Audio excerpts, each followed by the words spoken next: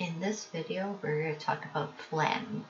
Flatten is what you use when you want to turn a cutting image into a print then cut. So I can tell that this is a cutting image a couple ways.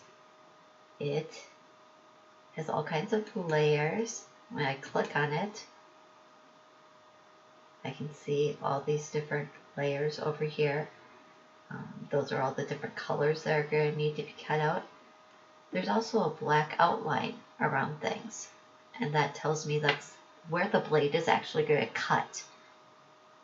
So now if I take this image and I go flatten, see how I took out those black lines?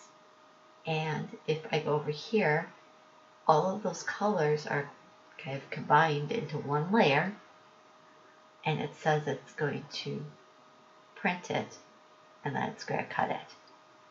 So then if I hit make it for this one, it's going to ask me to go through the print and cut features. So that's how you tell the difference between a print and cut and a just normal cut image, but also how you can take a cutting image and turn it into a print and cut, which then goes through your printer first.